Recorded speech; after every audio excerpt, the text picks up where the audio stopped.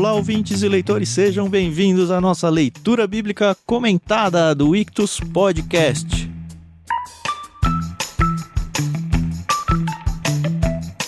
Eu sou o Thiago André Monteiro, @vulgutan, e estou aqui com o Thiago Moreira e a Carol Simão para a gente conversar sobre esse curtíssimo capítulo 24 de Gênesis. Bom dia! Oi pessoal, tudo bem? Aqui é a Carol Simão. E hoje nós vamos falar desse capítulo que ele é um misto aí de suspense, aventura, romance. Tá parecendo um dos planos do Clube Ictus, hein, Thiago? Bom dia, ouvintes. Capítulo 24 de Gênesis é um capítulo bem interessante, bem longo, né? O Thiago já brincou sobre isso. 67 versículos, certamente o mais longo que a gente viu até aqui. Mas uma narrativa bem leve, bem gostosa. E que nos dá uma espécie de transição aqui, ao mesmo tempo que a gente já vai começando a sentir a falta de Abraão, que vai saindo do cenário, e a gente vai sendo apresentado a Isaac, a Rebeca, e se acostumando com novos personagens importantes aqui do livro de Gênesis. É verdade. Se você tá com a gente, você sabe que a gente lê esse projeto aqui dentro da tradução NVT da Mundo Cristão, que graciosamente concedeu pra gente os direitos para usar ao longo de todo o nosso podcast. Então, muito obrigado, Mundo Cristão. Fica a dica aí pra vocês, a gente tem gostado muito dessa tradução, tá? Se você tem interesse em adquirir, a Bíblia de Estudo deles é fantástica, a gente tem usado ela bastante. E tem várias outras versões, tem aí dentro da descrição do programa links pra você comprar sua Bíblia também e abençoar o nosso ministério. E mais à frente a gente volta pra falar um pouquinho de outras coisas.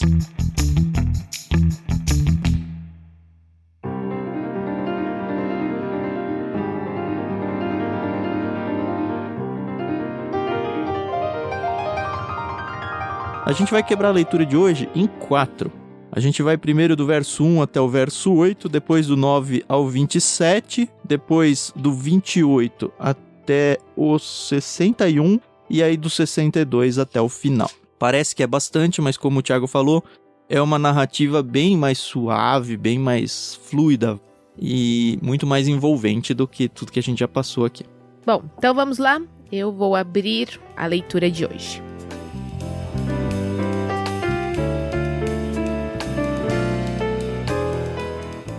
Abraão estava bem velho, e o Senhor o havia abençoado em tudo. Certo dia, Abraão disse a seu servo mais antigo, o homem encarregado de sua casa: faça um juramento colocando a mão debaixo da minha coxa.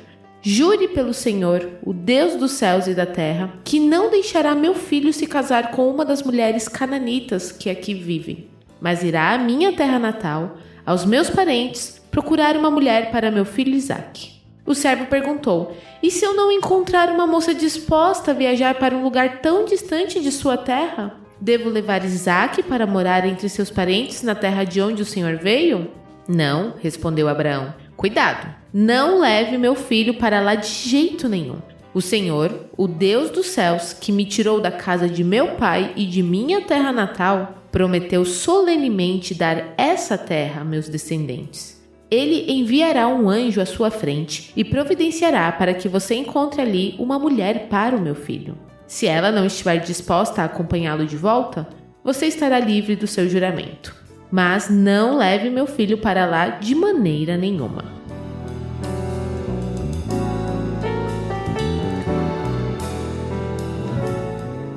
Já começa aqui uma dúvida minha, na verdade é apenas uma observação. Quando a gente vê o servo mais antigo de Abraão, na minha cabeça vem Eliezer. Na minha também. Mas não aparece o nome dele, né? E eu ainda fui ler em outra versão, na Ara, também não aparece Eliezer. Não tem o nome mesmo da pessoa. Também me vem à mente, porque na verdade é o único servo de Abraão que a gente sabe o nome também, né? Mas ele ser o mais antigo, dado que o Eliezer ia herdar a herança se não viesse nem Ismael e nem Isaque, eu acho que tende a trazer ele naturalmente à mente. Eu acho que vem à nossa mente, mas é difícil a gente afirmar que seja, porque o texto não afirma. A gente não sabe se é Eliezer, se tinha um servo mais antigo, se Eliezer tá vivo até esse momento, porque Abraão já tá bem velho, né? E a gente não sabe se Eliezer ainda tá vivo, ou se tem agora outro servo que é mais antigo, então é difícil a gente falar, mas realmente é o que vem à mente, porque é o que a gente conhece. E não só a gente, né? Não é um achismo. Se a gente for para os comentaristas aí, praticamente todos eles É legal, né? Porque nenhum crava que é Eliezer, mas todos eles falam, provavelmente era o Eliezer.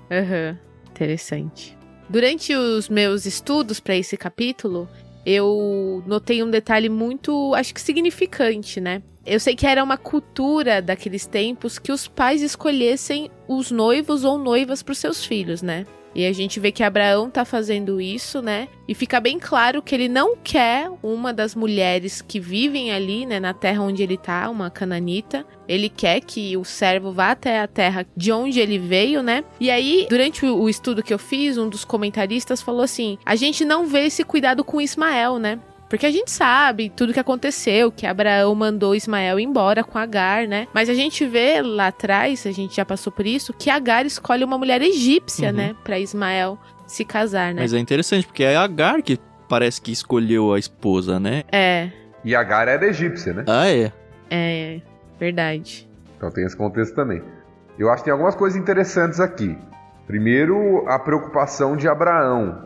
Eu acho que esse texto é um texto que mostra muito aquele dilema que muitas pessoas entram na teologia da soberania de Deus e da responsabilidade humana.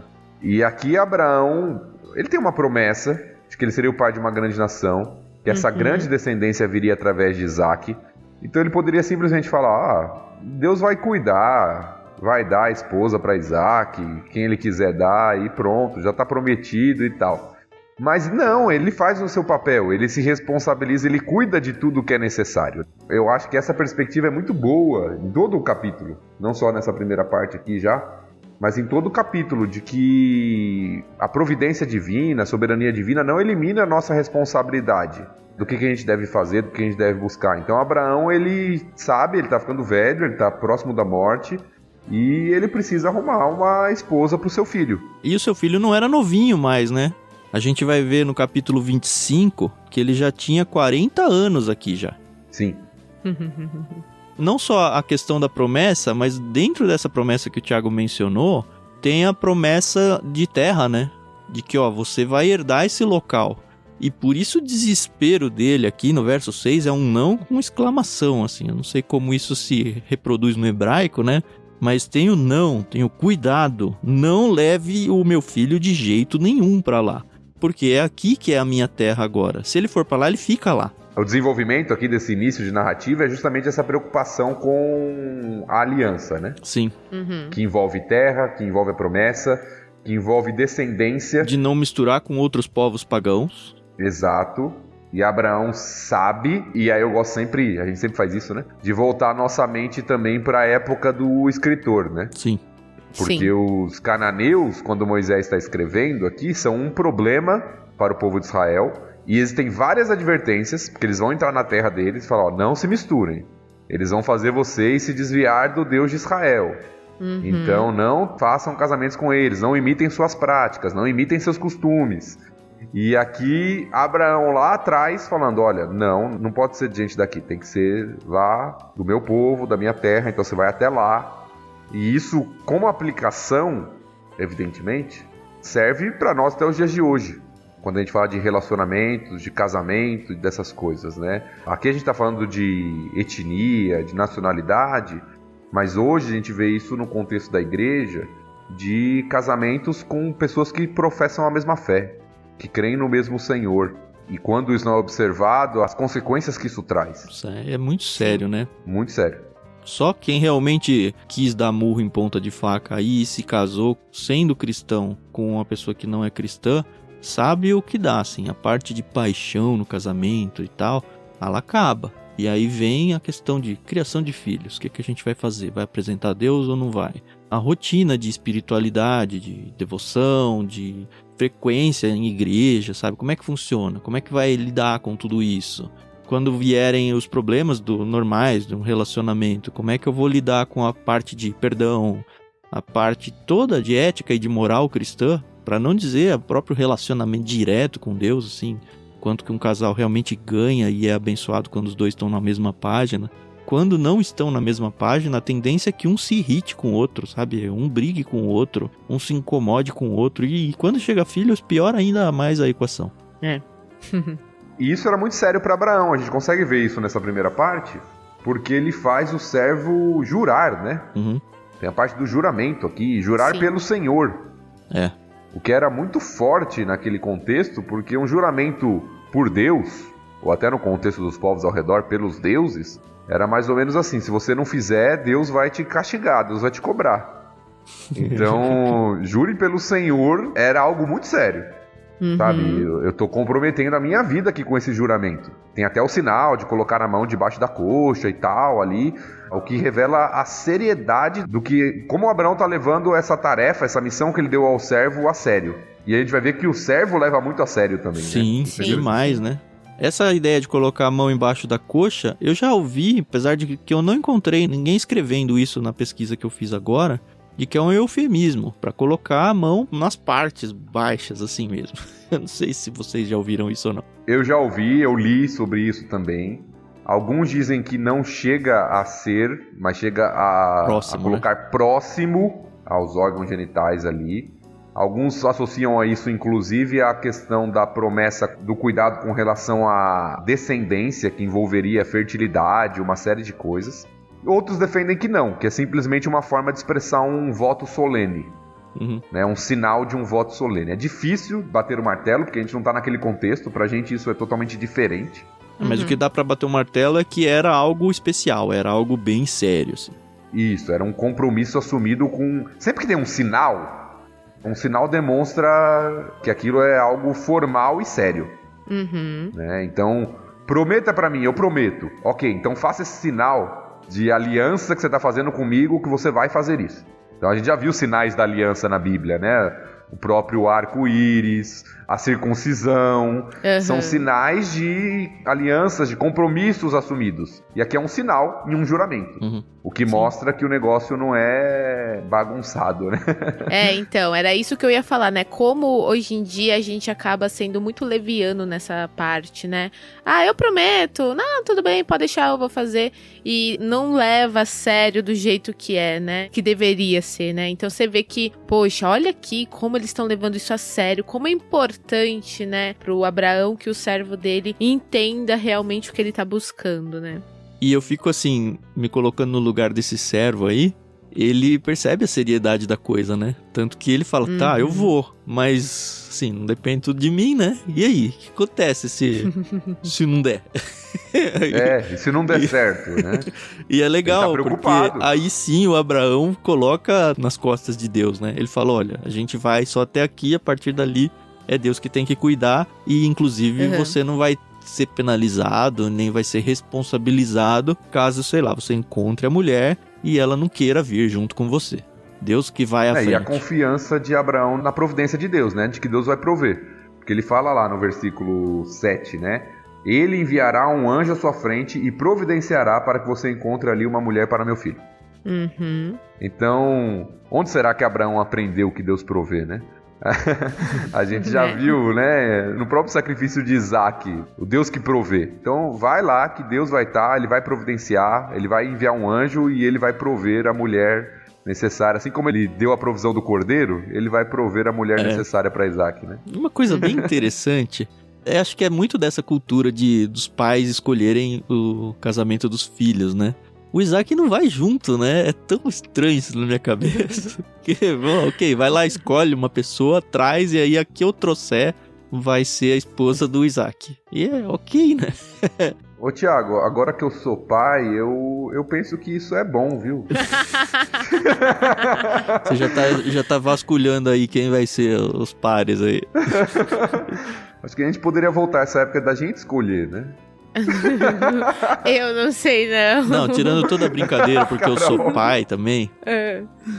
Eu acho que... Eu me lembro quando eu era adolescente, ou não casado pelo menos, e a tendência é falar, não, que absurdo escolher pra uma outra pessoa, e a gente vê filmes e séries aí com esse negócio de... Ai, caramba.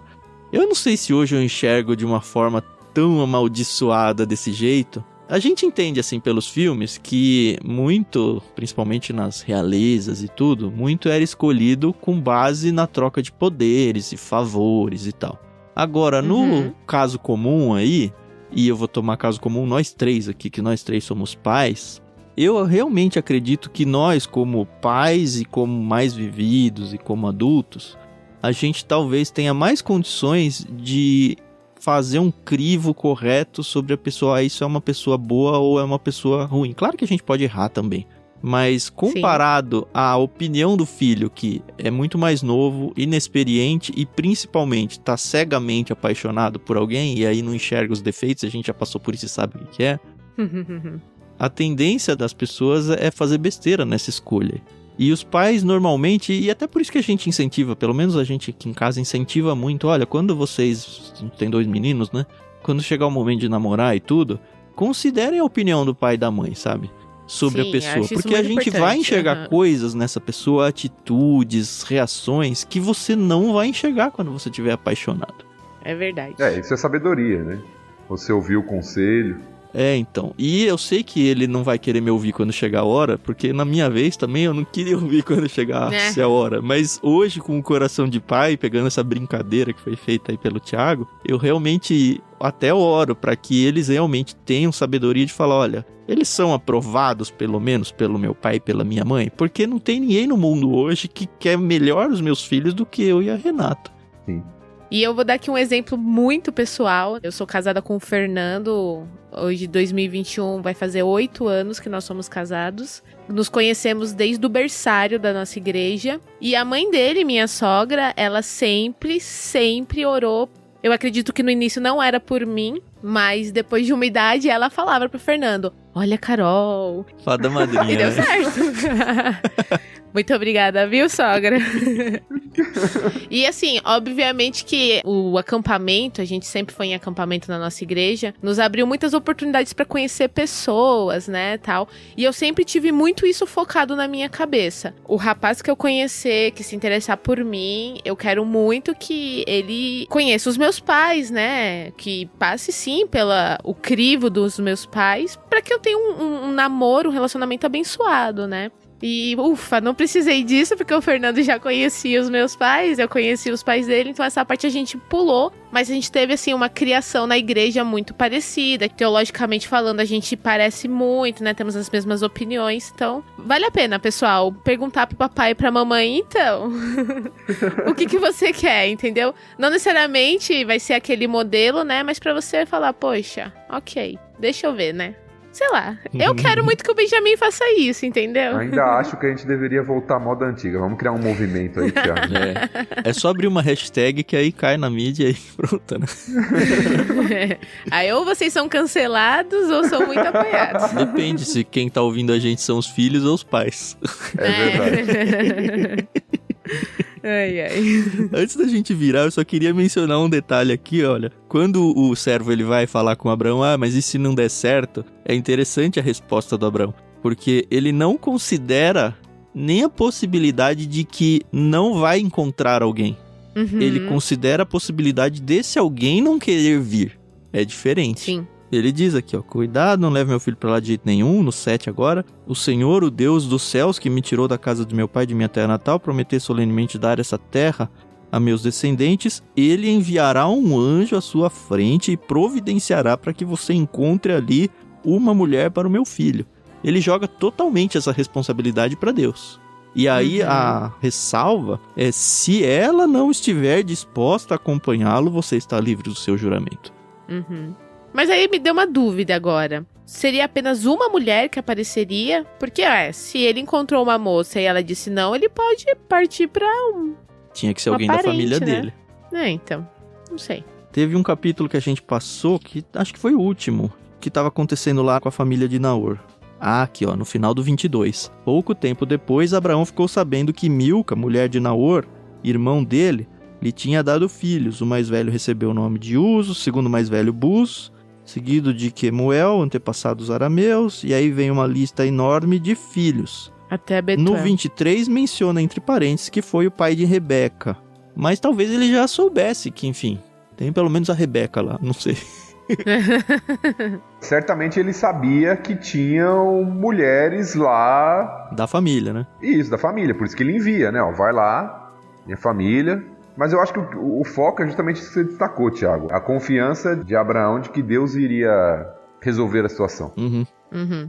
Então você vai lá, você vai buscar, você vai atrás, mas Deus que está à frente, ele vai enviar seu anjo, ele vai separar a pessoa. Como então... você já falou, ele já viveu a experiência do sacrifício lá do Isaac, onde ele falou, Deus vai providenciar o cordeiro, e providenciou, né? Exato.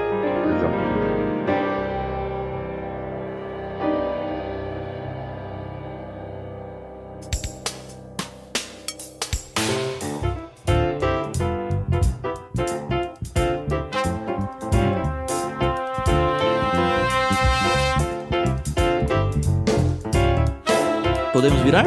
Vamos lá. Então vamos a partir do verso 9 agora.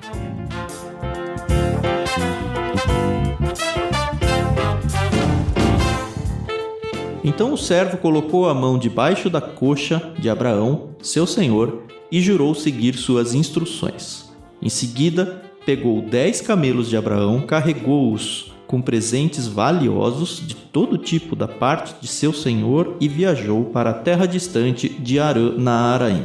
Chegando lá, dirigiu-se à cidade onde Naor, irmão de Abraão, havia se estabelecido. Ao entardecer, quando as mulheres saíam para tirar água, ele fez os camelos se ajoelharem perto de um poço nos arredores da cidade.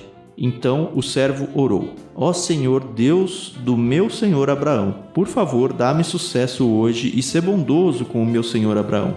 Como vês, estou aqui junto desta fonte e as moças da cidade estão vindo tirar água. Esta é minha súplica. Pedirei a uma delas: por favor, dê-me um pouco de água do seu cântaro para eu beber. Se ela disser sim, beba, também darei água a seus camelos. Que seja ela a moça que escolheste para ser mulher do teu servo Isaque. Desse modo saberei que foste bondoso com o meu senhor. Antes de terminar a oração, o servo viu aproximar-se uma moça chamada Rebeca, que trazia um cântaro no ombro. Ela era filha de Betuel, filho do irmão de Abraão, Naor, e de sua mulher Milca. Rebeca era muito bonita, tinha idade para casar e era virgem. Ela desceu à fonte, encheu o cântaro e voltou. O servo de Abraão correu até ela e lhe pediu: por favor, dê-me um pouco de água do seu cântaro para eu beber. Sim, meu senhor, beba, respondeu ela, e prontamente baixou o cântaro do ombro e lhe deu de beber. Depois que lhe deu de beber, disse: tirarei água para seus camelos também, até que estejam satisfeitos. Esvaziou depressa o cântaro no bebedouro e correu de volta ao poço para tirar água para todos os camelos. O homem a observou em silêncio, pensando se o Senhor lhe tinha dado sucesso em sua missão. Por fim, quando os camelos terminaram de beber, o servo deu à moça uma argola de ouro para o nariz e 2 pulseiras grandes de ouro para os braços. De quem você é filha? Perguntou ele. Diga-me, por favor, se seu pai tem lugar para nos hospedar esta noite. Sou filha de Betuel, e meus avós são Naor e Milca, respondeu ela. Temos bastante palha e forragem para os camelos e espaço para hóspedes. O homem se prostrou e adorou o Senhor. Louvado seja o Senhor, Deus de meu senhor Abraão, disse ele. O Senhor demonstrou bondade e fidelidade ao meu senhor, pois me conduziu até seus parentes.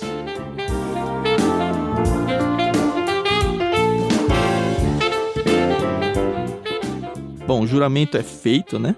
O servo aceita essa aliança aí. E vai. A primeira destaque que eu faço aqui é os camelos. 10 camelos. Na hora que eu tava lendo aqui, eu já pensei, camelo bebe água pra caramba.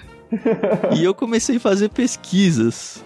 E apesar das bíblias de estudo que a gente, pelo menos que eu vi aqui, e os comentaristas que eu vi, dizerem que um camelo consegue beber em torno de 95 a 100 litros de água, se você for na Wikipedia, por exemplo, eles acreditam 200 litros de água. Uau! Então, assim, é de 100 a 200, tá bom? Eu não conheço camelo o suficiente para saber isso.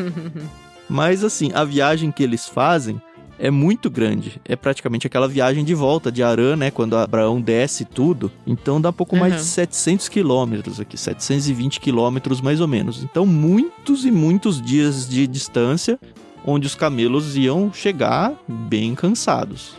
Sim.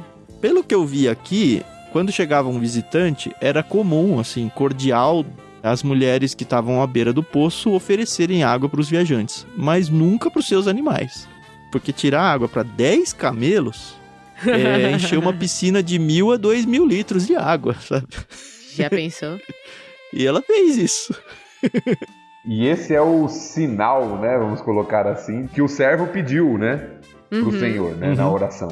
Porque envolveria, de fato, não era algo simples. Não. Assim, o pote dela, o cântaro dela, uns 10 litros, pra encher 1000 litros... Pelo que eu pesquisei. 11 litros cabia um cântaro. Então, seria mais ou menos 100 puxadas de água do poço. No fim da tarde, né, que eles começam aqui. Até que hora que ela ficou puxando água lá pra eles, sabe? Ou bem cedo, ou fim da tarde, era o horário propício para ir ao poço. Sim. Nós temos no Novo Testamento, por exemplo, aquela história de Jesus com a mulher samaritana, que ela tá ao meio-dia lá. E o que muitos comentam é que essa mulher vai ao meio-dia justamente porque ela era mal vista pela sociedade. Porque ninguém vai tirar água ao meio-dia. E ela vai lá meio sozinha. Sim. O grupo de mulheres que ia, geralmente as mulheres que faziam esse papel, né, de carregar os cântaros, encher as águas, geralmente ia cedo ou no final da tarde por causa do calor. Né? Você não vai lá no meio do calor do dia pegar água. Então, esses eram os horários comuns. Mas se você começa a tirar água de poço, sei lá, 5 da tarde, Thiago, e tem que tirar 100 cântaros, que hora que você acaba isso? 10 da noite? Enfim, isso me espantou muito. E assim, deu um brilho no texto maravilhoso, porque a gente lê assim, pegou ali a água pro cachorro, né? Não, cara, são 10 camelos. Sim. E apesar de que tem uma variante aqui, até na NVT, como a gente está lendo, lá em vez de poço, é colocado como fonte. Não tem que afundar, não sei se você né? reparou isso, né? Versículo 13. Como vês, estou aqui junto desta fonte. Eu não tinha caçado essa, não. Então eu vi que, na verdade, tem uma variante, né? Alguns acham que é poço, alguns acham que é fonte. Aí no texto. Mas mesmo que for uma fonte, você encher e colocar lá pro camelo, colocar pro camelo, não era algo, como você disse, esperado. A cortesia esperada era você oferecer água pro viajante. Isso era uma cortesia esperada. Mas pros animais, não. Porque, de fato, era muito trabalho. Como você disse, final da tarde, elas têm que voltar logo. Não pode ficar atrasando. Não tem toda essa questão, né, de iluminação elétrica que nós temos hoje, né? Um grupo de mulheres. Então... poderia gerar até um desconforto no grupo. Poxa, a Rebeca tá atrasando. E aí, precisamos ir embora. Vamos lá. E isso se não tava atrapalhando a bica pros outros que queriam encher também. Então. É verdade. O que nós podemos ver é que na oração do servo, eu acho que está implícito isso. Quando ele pede para o Senhor que a mulher não apenas dê água para ele, mas também ofereça aos animais, eu acho que ele está buscando alguém que seja de fato generosa, hospitaleira. A gente já viu o quanto isso é importante para Abraão, né? Abraão foi alguém muito hospitaleiro em episódios anteriores, como a gente viu, né? Recebendo até os anjos lá e tal, fazendo um banquete e tal. E ele está procurando alguém assim, né? Que seja hospitaleira, generosa, que demonstre amor, cuidado. E ele encontra, né? Tem uma coisa que me incomoda um pouco nesse texto, pensando na religiosidade de hoje, tá? Que a oração do servo... Primeiro, assim, o destaque que eu faço é que, ó Senhor Deus do meu Senhor Abraão, né? Não é meu Deus. É bem legal de te destacar. O que não significa, porque alguns leem o texto assim e falam assim, tá vendo? Esse servo, ele não cria em Deus. Era o Deus só de Abraão. Não significa isso, tá? Na verdade, era muito mais uma fórmula de respeito aqui. É o Deus que é conhecido por ter uma aliança com meu senhor Abraão. A gente vê que esse servo, inclusive, ele adora no texto. Né? Ele reconhece a Deus e uma série de coisas. Porque às vezes a gente lê e fala assim, tá vendo? Não é Deus dele. Não necessariamente é isso, tá? O meu incômodo que eu ia falar, quando eu era adolescente, isso era bem recorrente. E foi recorrente. Recorrente não, mas aconteceu algumas vezes na minha vida e depois eu me senti até mal com isso. Mas eu queria trazer o assunto à baila aqui, pelo menos pra gente conversar sobre ele. Que é esse quase misticismo que algumas pessoas têm em relação a Deus, do tipo, se essa aqui for a mulher certa pra mim, que a próxima pessoa que sair daquela porta ali esteja vestindo azul, sabe? E aí sai uma pessoa de colorido, aí você fala, mas tem azul também, sabe? E é meio que isso que o servo faz, né? Ele fala, Deus, se for isso, que aconteça isso, isso, isso, isso e isso. E eu acho isso meio perigoso hoje em dia, porque... é meio que jogar com Deus, né? Não sei. Tipo barganhar, né? Primeira coisa, uma regra de interpretação aqui dos textos bíblicos. Quando a gente está numa narrativa, não significa que isso é um modelo de prática pra gente. Aham. O texto está narrando Isso algo que aconteceu. Bem importante que o Thiago falou. Eu acho que você devia falar de novo, mais enfaticamente, Thiago. É uma das regras de hermenêutica que a gente aprende no seminário, né? Então a gente está numa narrativa contando algo que aconteceu. Deus usou isso para providenciar o que ele queria, fazer a sua vontade ali, trazer a mulher para Isaac, Rebeca, mas não é regra, não é padrão, não significa que, então se eu fizer isso, Deus vai mostrar a vontade dele por meio disso. A gente tem que tomar cuidado, porque esse não é o meio comum. Uhum. Tem um livro muito interessante do Heber Campos, chama Tomando Decisões Segundo a Vontade de Deus. Muito bom mesmo. E ele trabalha sobre isso, é bem legal. Ele mostra como a gente deveria tomar decisão, com base na palavra, com base na sabedoria, com base no conselho de pessoas espiritualmente sadias e uma série de coisas. E não jogar sortes com Deus, né? Exatamente. Isso que o Thiago falou é interessante, porque às vezes as pessoas fazem isso, é comum. E às vezes isso é tão subjetivo e tão perigoso, porque, se é o que eu quero, eu vou pedir um sinal bem fácil. Se não é o que eu quero, eu vou pedir um sinal bem difícil, bem improvável de acontecer. A gente vê isso acontecendo com Gideão também, lá no livro de Juízes. Quem que é aquele que tem o chumaço de algodão lá? Gideão. É, o Gideão. É bizarro isso, porque naquela história ele fala, se for tal coisa, o chão em volta vai estar seco e o algodão vai estar úmido depois que amanhecer. E aí acontece isso, mas aí você pensa, cara, é isso que ia acontecer sempre, né? Tanto que ele refaz a coisa e fala, tá bom, agora é o contrário, né? É o contrário, Então, boa colocação do Thiago, para mostrar que isso é uma narrativa e Deus usou, mas isso não é o padrão, né? Não tome decisões na sua vida assim, porque você pode estar tomando decisões achando que é Deus comprovando algo e na verdade não é. Nós temos outros recursos que Deus nos dá, muito mais confiáveis, como a sua palavra, como o conselho de pessoas. A gente até falou de pais, né? Sim. De líderes espirituais, de pessoas maduras. A Bíblia fala que na multidão dos conselheiros a sabedoria. Então a gente deveria considerar muito mais esses meios naturais que Deus já nos deu do que buscar respostas subjetivas e místicas. Não use esse texto como base bíblica para aquilo que você quer usar, tá bom? Um destaque que eu vejo no texto, também, seguindo aqui, é a pronta resposta de Deus, né? Versículo 15. Antes de terminar a oração. Então o servo faz aquela oração lá, e eu saberei que o Senhor foi bondoso com meu servo Abraão, se isso acontecer. E antes de ele terminar a oração, Rebeca já se aproxima. E infelizmente não é sempre assim, né? Seria mais fácil, né? Já pensou? Eu oro para Deus, peço um sinal, se Deus der o sinal já está comprovado. Mas eu acho que Deus não quer fazer isso conosco, né? Ele quer realmente nos trazer para dependência, para busca de sabedoria.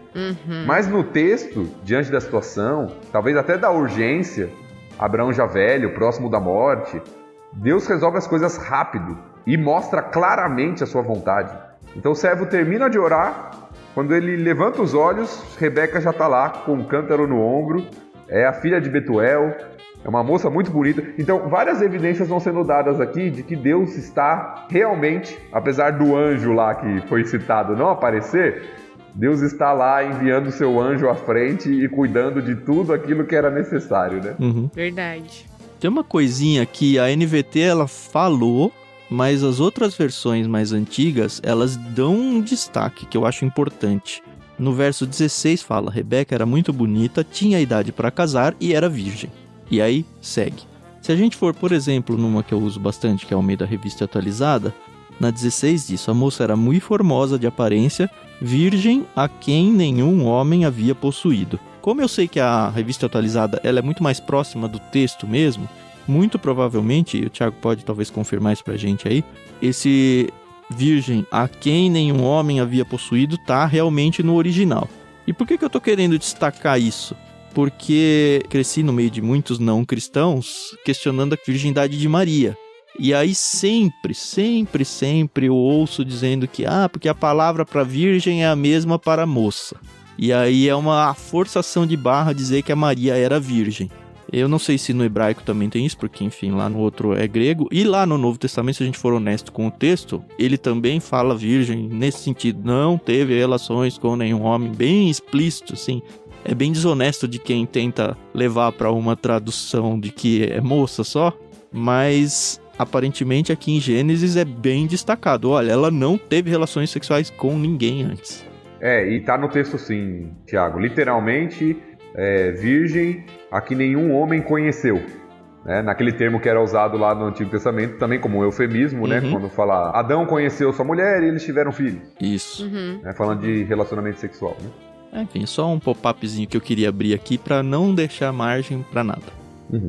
Eu acho que o texto segue e aí nós vemos Rebeca falando exatamente aquilo que o servo tinha pedido para Deus na oração, né?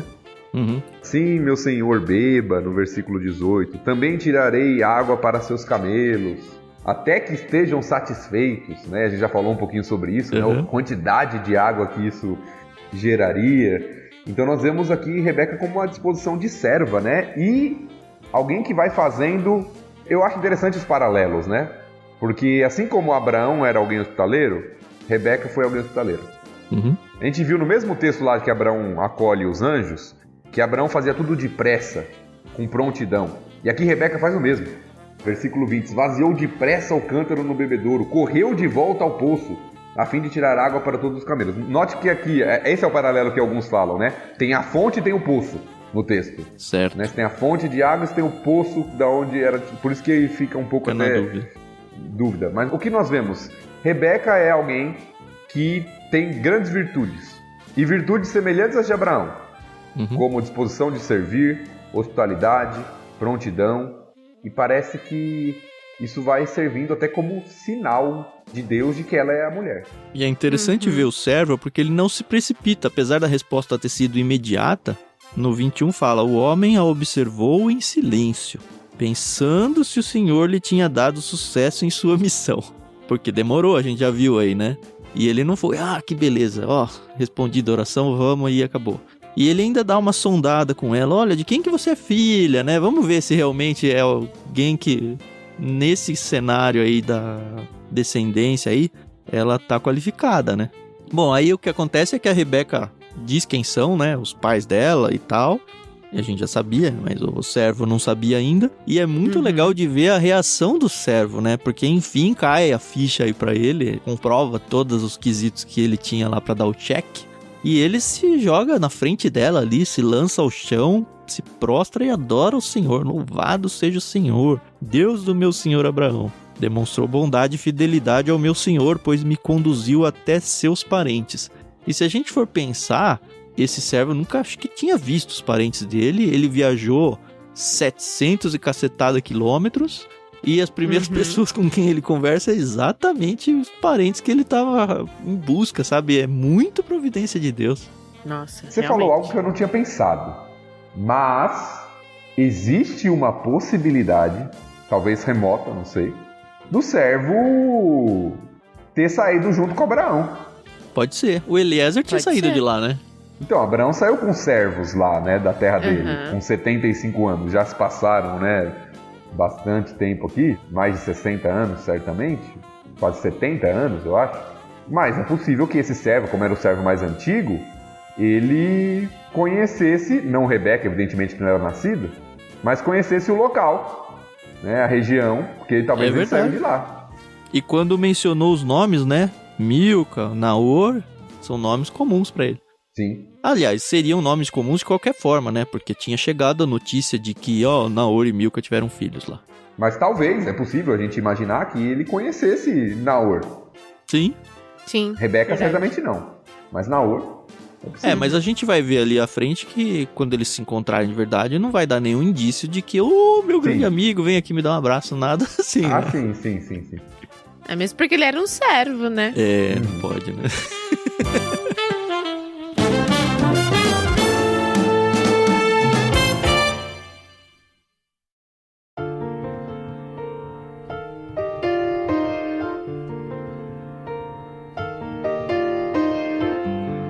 Beleza, vamos lá, Thiago, sua vez. Vamos seguir. Então, vamos ler agora do 28, uma leitura um pouquinho maior, né? Até o versículo 61.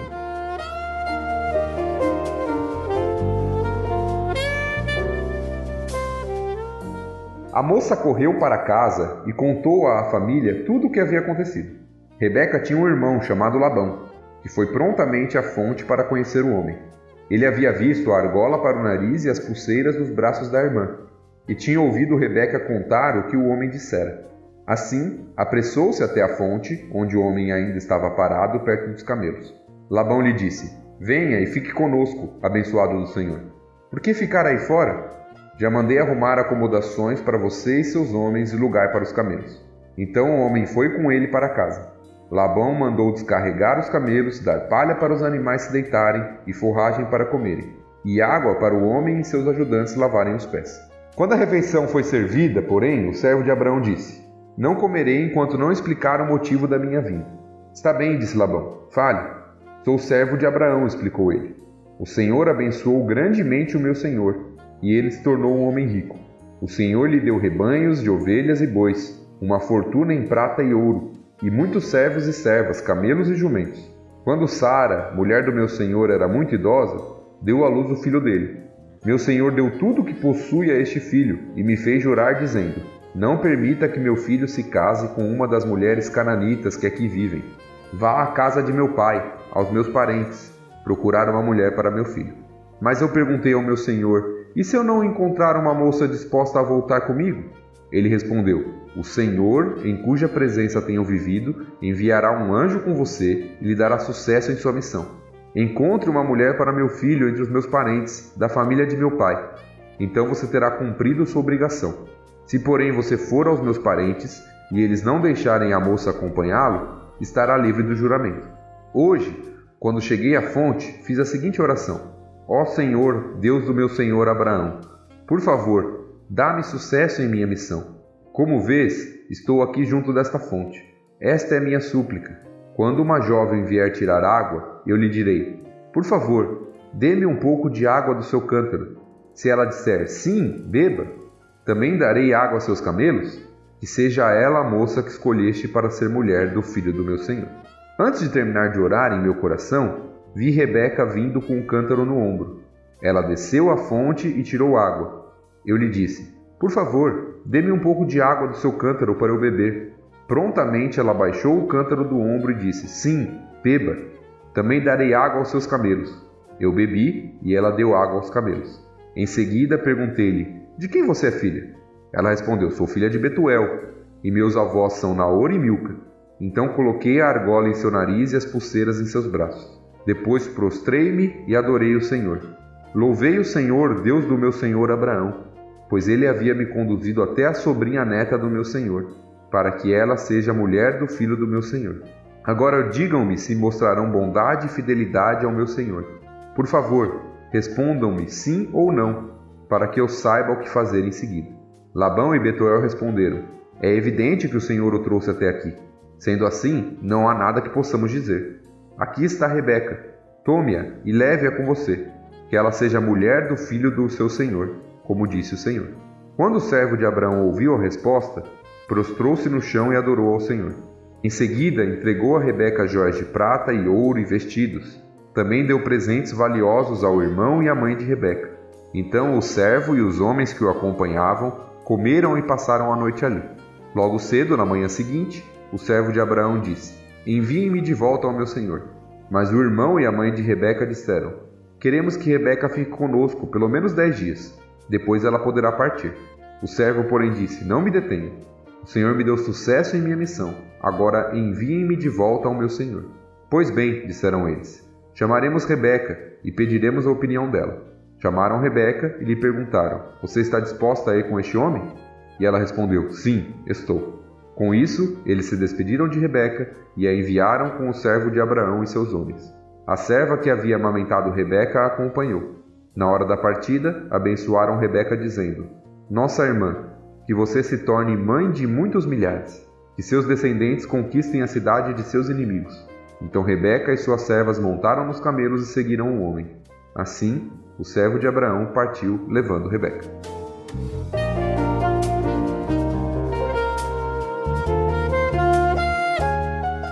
Eu quero fazer só uma observação aqui. Eu nunca vou esquecer a primeira vez que eu li que Labão era irmão de Rebeca.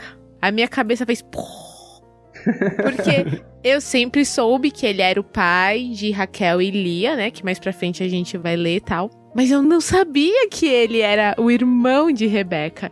E eu acho que eu era adolescente quando eu realmente me atentei a isso. Gente, foi um divisor de águas. Nossa. E aí, o que acontece? Isso me fez não gostar de Labão desde o início.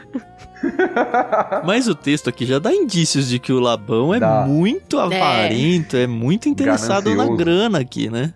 Uhum. Dá vários indícios disso, é interessante. É como se fosse um spoiler, né? Apresenta Labão de uma forma... Se você não conhece a história seguinte, você pode até ficar em dúvida. Uhum. Mas se pelo menos dúvida você fica, né? Isso. Ele tá sendo hospitaleiro ou ele tá de olho nos presentes, né? Mas depois que você conhece Labão, você vê que algumas coisas se repetem, né? Eu não quero adiantar muito a história de Labão, mas algumas coisas que acontecem aqui se repetem, né? Mas o texto diz aí, Labão... Aqui, Rebeca tinha um irmão chamado Labão que foi prontamente à fonte conhecer o homem. Ele havia visto a argola para o nariz e as pulseiras nos braços da irmã. É assim, antes de ter ouvido o que Rebeca contou, sabe? Você fala, opa, ouro, né? E aí você vê ele bajulando, claramente, assim, pra mim não tem dúvida nenhuma, né? Vem abençoado do Senhor. Quando alguém fala pra você abençoado do Senhor, desconfie, né? Já mandei arrumar as acomodações pra você. Vou te tratar bem. Então. E é interessante que o servo não dá a mínima pra isso, né?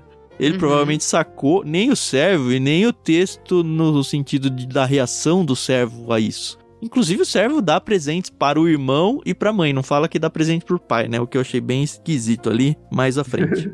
Mas a gente vê assim, essa figura de Labão aparecendo, a gente vê toda a negociação acontecendo, então na primeira parte do texto que a gente já tinha lido, fica claro o escrutínio pelas credenciais da Rebeca. Ela tinha que ser hospitaleira, ela tinha que ter todas as características aí que a gente já mencionou.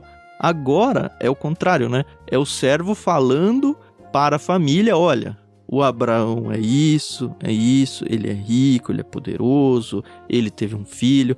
Então meio que convencendo a família de que é de fato uma boa ideia mandar a filha deles ali. É a negociação do casamento, né? É isso, é a negociação. E a evidência de que a resposta vem deles mesmo, né? De Labão e de Betuel, de que é incontestável de que Deus está com Abraão, né? Não só pela riqueza, por ser abençoado, por todos os sinais ali que são apresentados, mas por tudo que aconteceu, né? Sim. O Abraão e sua família lá na terra de Canaã são monoteístas, eles têm o Deus de Abraão. Aqui a família do Arã, provavelmente não, nem a Rebeca. A gente vai ver lá na frente que a Lia e a Raquel roubam os deuses da casa do Labão. Então a gente não pode esquecer a origem da família do Abraão, que veio lá de Ur dos Caldeus, eles subiram lá para Arã, no norte lá da Mesopotâmia, só que o contexto deles ainda é politeísta. Então para Rebeca vai ser um casamento misto, né? Porque eu acredito que ela talvez até tenha levado ali seus deuses, a Bíblia não vai contar sobre isso, mas não é assim, casar duas pessoas que acreditam em Deus. O que torna ainda mais surpreendente essa reação aí da família da Rebeca em dizer, olha, é inegável que é Deus que fez tudo isso. De fato, boa colocação, porque Abraão saiu de um contexto politeísta. Deus revelou a ele saiu de um contexto politeísta para se relacionar com o único Deus. Talvez conhecessem a história do porquê Abraão saiu, mas aparentemente não houve mudança ali. A gente vê lá Raquel, os ídolos do lar, então tudo isso mostra esse contexto mesmo. Por mais que a gente fale, a família ali, os parentes de Abraão, a gente já tenta associar diretamente, mas de fato é uma religião distinta, né? O que eu acho interessante no texto aqui também é como o servo é alguém focado na missão, né? Demais, né? Porque ele não deixa se envolver pelo contexto ali da hospitalidade, do cuidado, de todas as coisas. Ele fala, não, ó, antes de começar aqui, eu não quero nem comer, eu quero explicar por que eu vim aqui. E é bem diferente da gente, né? Porque, sei lá, você vai marcar uma reunião de trabalho ou uma conversa séria com alguém. É aquele, primeiro vamos sentar, como é que vai a família, vamos comer alguma coisa, e depois que acaba tudo, não, agora, ó, tem uma coisa que a gente precisa conversar. Aqui não, cara. Inverte tudo, né? Não quero nem perder meu tempo de comer aqui se não for pra andar a coisa aqui. Eu acho que isso revela aquela questão da seriedade do juramento lá. Ele sabe por que ele tá lá e ele quer ter a certeza de que a missão dele vai ser bem sucedida, então antes de qualquer coisa ele quer mostrar, né, o que está acontecendo e qual é o propósito dele. Né? E a própria narrativa do texto, ela tem uma característica que pode até irritar alguns, talvez para outros julgar erroneamente de que o estilo ou a beleza literária é fraco, que é a ideia de, cara, vou contar a história tintim por tintim, tudo de novo, né? E é exatamente isso que acontece, assim, parece que a gente já tá lendo tudo outra vez.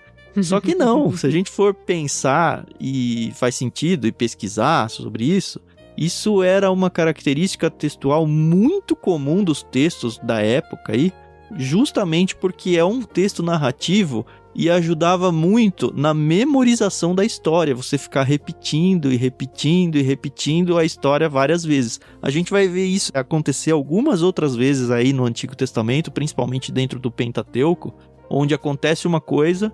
Aliás, no Novo Testamento tem um pouco disso também. E aí vem alguém falar o que aconteceu. E aí o texto conta tudo de novo, igualzinho. Você fala, cara, bom, já li. Eu acho que além dessa questão, Thiago, que é verdade, né? Eu acho que é justamente uma questão de ênfase. Não só de memorização, e que de fato ajudava muito, mas de enfatizar qual é o ponto. Qual é o ponto da passagem, né? Qual é a lição que está sendo ensinada aqui? Que Deus está provendo, está soberanamente. Então, o que é repetido? Olha, eu saí lá, foi prometido que Deus enviaria o anjo, não é por acaso, ele vai dar sucesso na missão, eu orei para Deus e aconteceu exatamente isso. Antes mesmo de eu terminar de orar, já estava lá a Rebeca, fez exatamente o que eu tinha orado. Ou seja, qual que é a ênfase? Olha, isso é de Deus, não é acaso o que está acontecendo.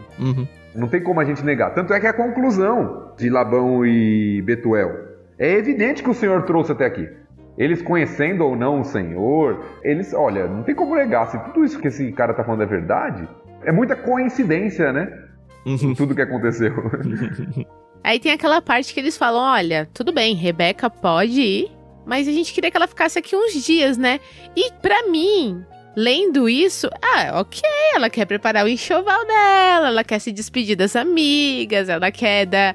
Eu lembro que quando eu fui casar, eu fiquei assim, a última semana, todo o estresse do casamento, mas aquele sentimento de, poxa, eu tô saindo da casa dos meus pais. Vai ser a última vez que eu vou dormir aqui, última vez que eu vou tomar café da manhã com os meus pais. E eu lendo, né, eu fico, talvez seja isso que eles querem, né? Mas o servo fala, não, senhor, vamos embora agora. Eu acho que tinha... minha sensação, tá? Não li isso, mas eu tenho a impressão, por outras histórias, que era uma tentativa de prolongar mais, não era simplesmente 10 dias e ela vai, deixa a gente se despedir. Isso acontece com Labão também. Então, isso que eu ia falar. Me lembrei muito do Labão negociando o salário lá do Jacó, e não, mais 7 anos, não, mais 6 anos, não, mais isso. Eu não tinha pensado nisso. E depois de todos esses anos, quando Jacó quer ir embora, Jacó tem que sair fugido, porque o homem não quer deixar ele embora. É verdade. Eu acho que não é aquele negócio, tudo bem, me dá um tempinho pra preparar as coisas. É mais vamos prorrogar aqui mais um tempo? Peraí, não vai ainda não. Aí quando chegasse esses 10 dias, não, vamos esperar mais um pouco. Não, vamos esperar mais um pouco. Então me dá essa impressão no texto, né? Uma enrolação, assim. Né? Uma enrolação. A gente já viu isso aí com Ló, um pouquinho, né? Na saída. Tem realmente outros textos bíblicos que vão ter esse negócio. Não, vamos segurar. Mas também me deu exatamente essa mesma sensação aí. Eu nem imaginei esse cenário aí que a Carol desenhou, todo o Disney aí.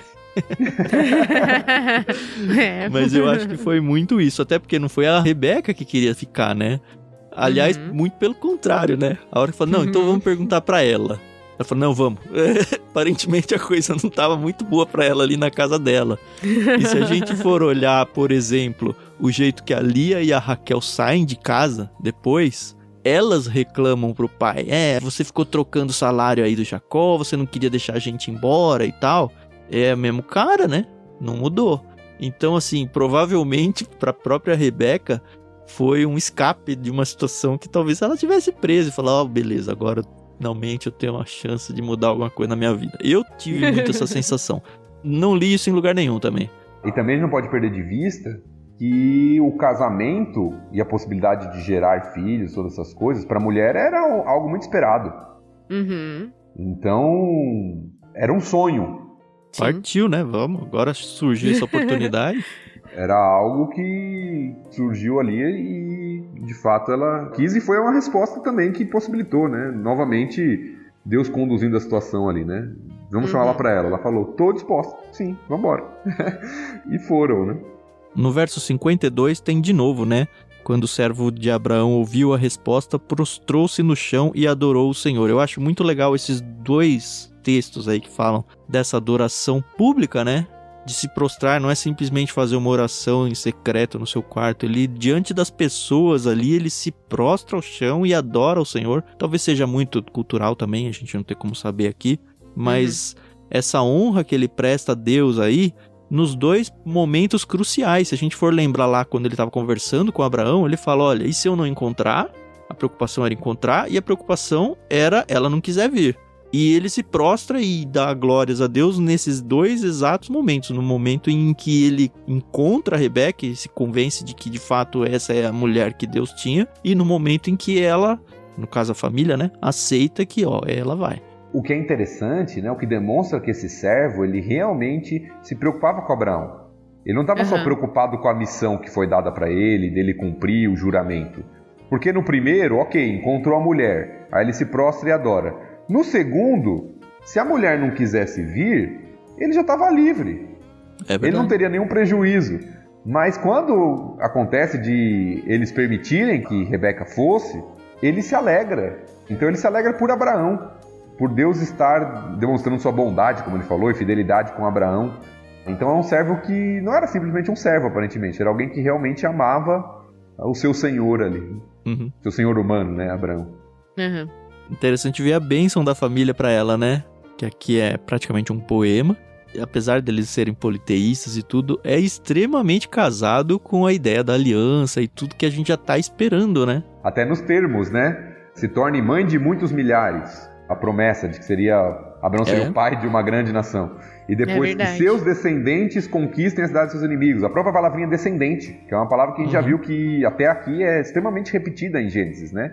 A descendência, a semente. Sim, descendência, a terra sendo dominada, tudo, né? Em 2 versos.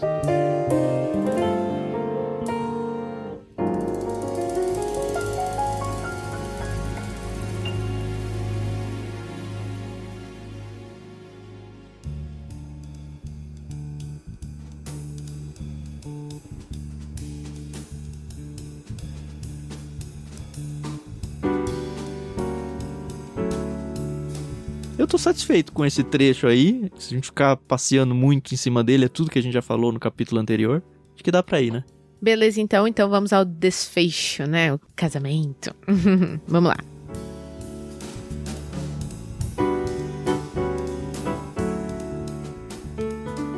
Nesse meio tempo, Isaac, que morava no Neguebe, havia regressado de Beer-Lairoi. Ao entardecer, enquanto caminhava pelo campo e meditava, levantou os olhos e viu que camelos se aproximavam.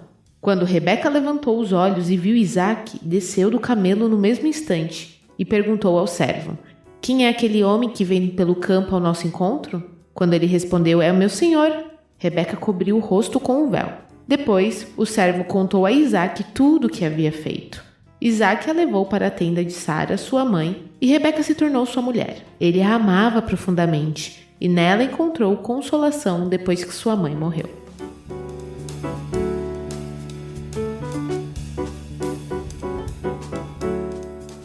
Que casamento majestoso, hein, Carol? Né? Bom. É um casamento, né? Apesar do texto ser tão direto, é o casamento de Isaac com Rebeca aqui. Era assim. Sem fotógrafo, sem buffet. Assim, é que a gente tá acostumado em outras leituras bíblicas, né, a ver festas e de dias, né, a noiva esperando pelo noivo. Então, soa um pouco estranha essa leitura, né, mas se você for pensar em Adão e Eva, foi assim também, né, não teve ali uma cerimônia, eu vos declaro marido e mulher, né. Até porque não tinha pastor lá, né. Mas nós vemos que tem todo apesar de não ter de fato uma cerimônia formal aqui, tem todo um protocolo e um respeito, né? Rebeca tá vindo com o servo e tal, quando ela percebe a distância, quando ela pergunta, né, se é o homem com que ela vai casar, ela coloca o véu, cobre o rosto com o véu e tal. Tem toda uma situação ali de respeito, de formalidade em certo sentido. Vocês se ligaram nesse Berlai Roy aí, que ele já apareceu na Bíblia, hein? Sim. Então. Você não lembra de onde é isso aí, Carol? Não, agora... Não. É onde a Agar tinha ido com o Ismael. Ah, é verdade. Então lembra quando o anjo vem e fala, não, volta? É naquele momento, né, que manda eles voltarem. É interessante que seja o mesmo lugar, inclusive onde Deus se manifestou na Terra, né? Não sei se isso tem algum significado, acredito que não, ou pelo menos a gente não deveria ficar buscando tanto misticismo assim, mas é interessante esse lugar voltar aqui ao cenário. E é um local onde, novamente, mostra Deus provendo e vendo, né? Até o significado do nome tem a ver com isso. O Deus que vive, me vê e tal. E aqui, novamente, o texto, acho que volta à memória, eu acho que é proposital, né? De que foi Deus que providenciou aquele casamento. Da mesma forma, Deus continua provendo, Deus continua vendo a necessidade, Deus continua providenciando o que é necessário para a sua promessa ser cumprida. Verdade. E se a gente for no verso 66, fiquei muito satisfeito. Depois o servo contou a Isaac tudo o que havia feito. E ainda bem que ele não contou no texto tudo outra vez, senão esse episódio ia ter 2 horas, né? Não ia acabar o capítulo, né? Deixa eu resumir aqui, né? E aí, enfim, a gente não mencionou no começo do episódio que a Sarah tinha morrido, né? A gente falou isso no fim do último episódio, mas a gente não fez esse review aí, essa lembrança de que, de fato, a Sarah tinha acabado de morrer e essa foi, aparentemente, a forma em que o Isaac foi consolado pela morte da mãe. E é interessante isso, né? A gente falou sobre isso no episódio que a gente comentou a morte de Sara e foi realmente ali algo que abalou Abraão, Isaac, pela importância de Sara em todo o contexto. E aqui Deus usa, inclusive, a provisão de uma esposa para Isaac para consolá-lo e mostra que ele a amava profundamente, né, o que o texto diz na tradução aqui da NVT.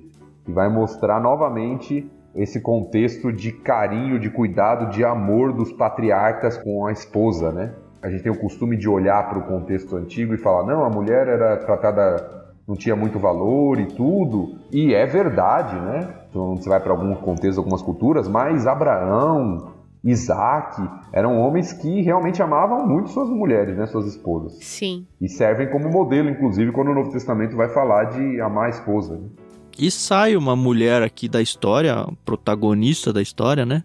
Para entrar outra mulher que vai ser protagonista e muito importante para o desenrolar do enredo aí. Sim.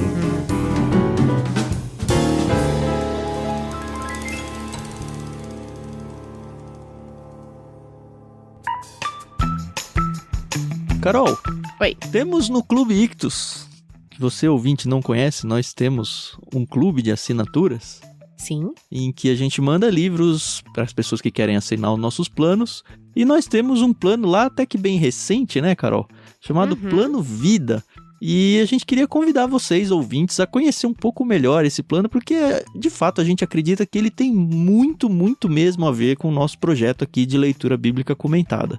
Com o Thiago aqui junto com a gente, que não vai deixar a gente mentir, a gente fez uma curadoria aqui de livros, pesquisando com várias pessoas, inclusive com o próprio Thiago, que é pastor, trabalha com aconselhamento bíblico já há bastante tempo, ele tem uma formação bastante ampla. A gente normalmente não fica dando muito crédito a nós mesmos aqui, mas assim, a qualificação dele é muito boa nessa área e ele com certeza é uma das pessoas que ajudou a gente na escolha dos livros que a gente manda nesse plano. Mas conta um pouquinho como é que funciona ele, Carol.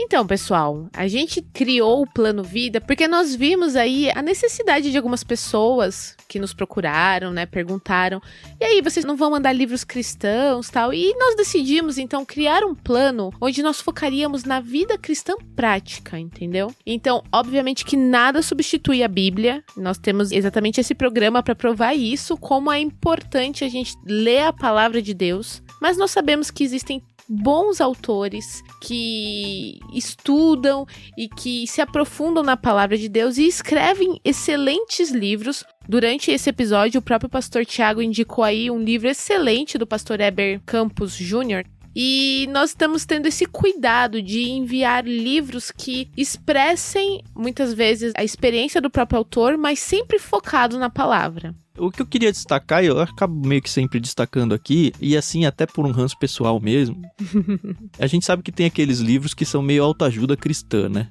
E eu não gosto desse tipo de literatura de verdade. E eu sei que o Thiago também não é muito a favor delas, né, Thiago? Eu acho que a gente tem que ter esse filtro, né, de realmente ter livros devocionais que vão ajudar na nossa espiritualidade, mas que não sejam aquela água com açúcar, né? Isso, água com açúcar é uma boa. Porque assim, se a gente vai para livros cristãos, a gente tem 2 grandes núcleos, vai? São os livros mais acadêmicos, mais de referência, onde você vai estudar num seminário, teologia pesada, e livros práticos, livros de oração, livros de problemas, como é que eu vou lidar com isso, com aquilo.